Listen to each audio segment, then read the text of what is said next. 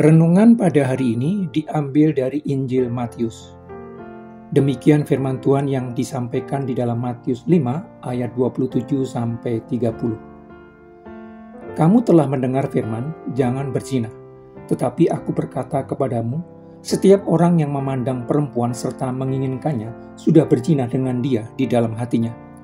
Maka jika matamu yang kanan menyesatkan engkau, cungkilah dan buanglah itu, karena lebih baik bagimu jika satu dari anggota tubuhmu binasa daripada tubuhmu dengan utuh dicampakkan ke dalam neraka. Dan jika tanganmu yang kanan menyesatkan engkau, penggallah dan buanglah itu, karena lebih baik bagimu jika satu dari anggota tubuhmu binasa daripada tubuhmu dengan utuh masuk neraka.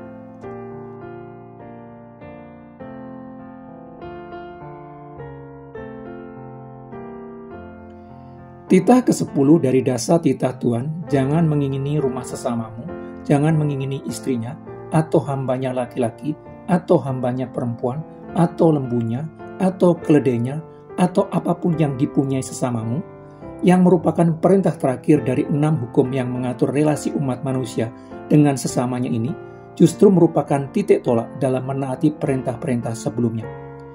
Karena Tuhan memberikan rasio dan keinginan kepada manusia, sesuatu yang tidak diberikan kepada binatang, orang bisa melihat dan menilai segala sesuatu yang dilihatnya. Sedangkan keinginan merupakan reaksi dari apa yang telah dinilai oleh rasio. Reaksi positif atas apa yang dilihat manusia berupa rasa suka yang akan menghasilkan keinginan melakukan apa yang dipandang baik tersebut. Sedangkan reaksi negatif atas apa yang dilihat manusia berupa rasa tidak suka yang akan menghasilkan ketidakinginan melakukan apa yang dipandang tidak baik tersebut. Penilaian baik tidaknya atas apa yang dilihat oleh rasio sangat dipengaruhi oleh nilai-nilai yang dipercayai seseorang maupun kelompok masyarakat di mana orang tinggal. Karena berbagai nilai yang dibangun manusia telah berlumur dosa, maka hasil penilaian atas apa yang dilihat oleh rasio juga pasti melenceng dari kebenaran sejati. Tindakan yang dilakukan seseorang digerakkan oleh rasio dan penilaiannya. Rasio dan penilaian orang akan menentukan keinginannya.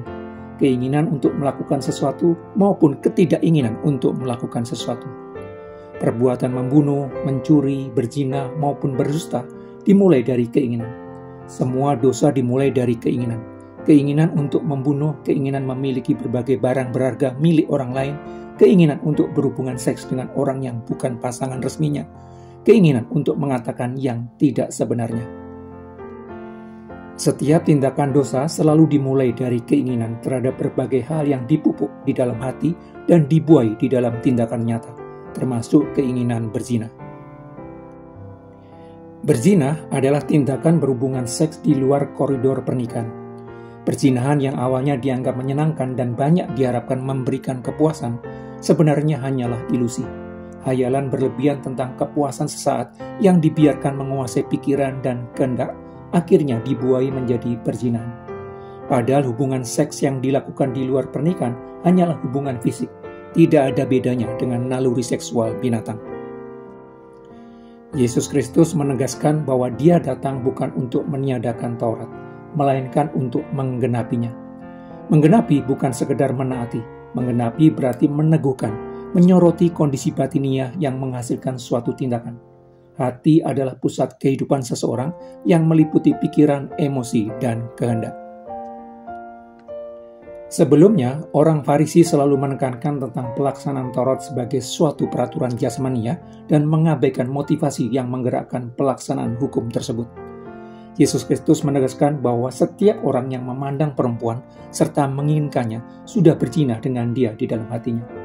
Yesus Kristus menegaskan bahwa perzinahan bukan hanya saat orang berhubungan seks di luar lembaga pernikahan, tetapi telah terjadi ketika birahi liar menguasai hati seseorang.